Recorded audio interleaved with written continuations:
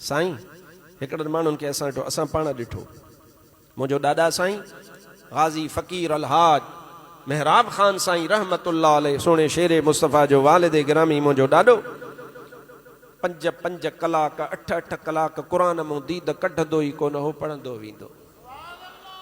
हज़रत मुफ्ती साहब रहमतुल्लाह अलैह किताब हथ में अची वञे, हदीस अची वञे, क़ुरान अची वञे, तफ़सीर अची वञे, मूंखे चङी तरह यादि आहे। अॼु रमज़ान आहे, तव्हांखे ॿुधायां थो, साईं मुफ्ती साहब नूरुन नबी दामत बरकातुहुमुल आलिया, मां बि हिते मौजूदु हुयुसि। मुफ्ती साहब पंहिंजे बिस्तरे ते वेठा, तरावीहूं थियूं, हिते असां तरावीहूं पढ़ियूं मुफ्ती साहब सां गॾु, इशा खां पोइ उते वेठासीं।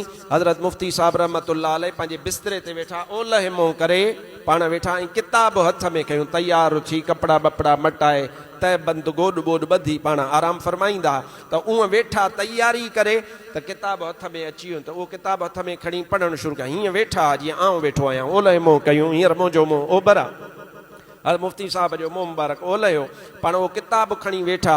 असांखे फरमायूं बाबा तव्हां हलो आराम कयो, वरी सुबुह रोज़े ते उथिणो आहे।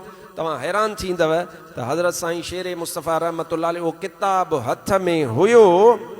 सुबुह जो सहरी जे टाइम ते साईं मुफ्ती नूर नबी वञी दर खोलियो, आस्ते दर खड़काए दरवाज़ो खोली त हज़रत मुफ्ती साहब लाइ सहरी खणी वञा।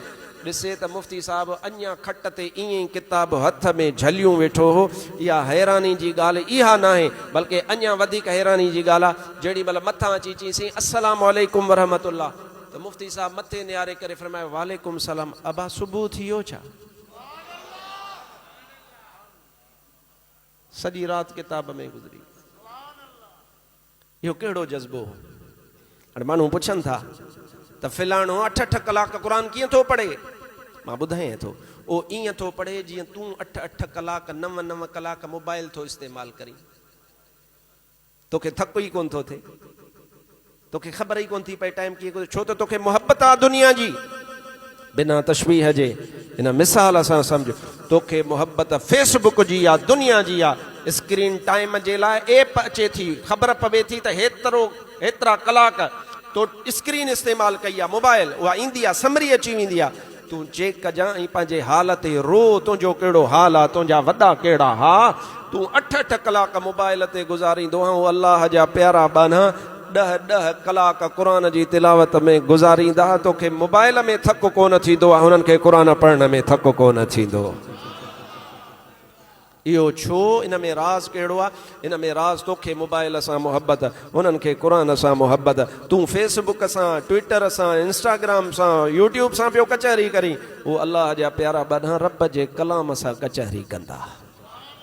इन करे हुननि खे टाइम जी ख़बर कोन पवंदी, पंहिंजे वक़्त खे ज़ाया न कयो, हैरान न थींदा कयो। जाहिल माण्हू सुवाल कंदा, फिलाणे बुज़ुर्ग लाइ लिखियो पियो आहे त राति में हेतिरी जल्दी जेको आहे सो क़ुरान जो ख़त्मो करे वेंदो, हिकु राति में हेतिरा ख़त्मा पढ़ंदो, कीअं? ईअं जीअं तूं मोबाइल में गतो पियो आहे, इलाही कम तूं बि तकड़ा करे वेंदो आहे, तोखे प्रैक्टिस थी वई आहे, तजुर्बो थी वियो आहे, तुंहिंजी दिलि मोबाइल में आहे। पर अल्लाह जे प्यारनि बाननि जी दिलि रब सां रीझल आहे। मां क़ुर्बान वञा पंहिंजनि इन्हनि उस्तादनि तां, पंहिंजनि रहनुमाअनि तां, पंहिंजनि मुक़्तदाअनि तां, मां क़ुर्बान वञा शेरे मुस्तफ़ा तां, मां क़ुर्बान वञा सोणे रहबर रोज़े धणी तां, क़ुर्बान वञा सोणे मखदूम सरवर नूह तां, क़ुर्बान वञा सोणे सुल्तानुल औलिया हज़रत सोणे ख्वाजा मोहम्मद ज़मान लुवारी वारे तां, मां क़ुर्बान वञा हज़रत गौस बहावल हक़ ज़करिया मुल्तान वारे तां, क़ुर्बान वञा सोणे उस्मान मरवंदी क़ुरान जे हाफ़िज़ कलंदर साईं तां, क़ुर्बान वञा लकी शाह सदर वारे जवान तां, ख़ुदा पाक जो कसम मां क़ुर्बान वञा महबूब सुभानी दिलबर दस्तगीर अब्दुल कादिर जीलानीअ तां।